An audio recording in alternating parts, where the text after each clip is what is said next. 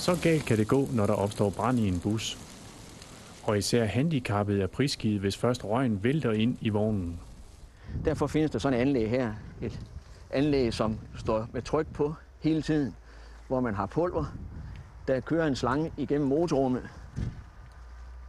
I det øjeblik, at der opstår en brand i motorrummet, så kommer vi op på de her 110-120 grader.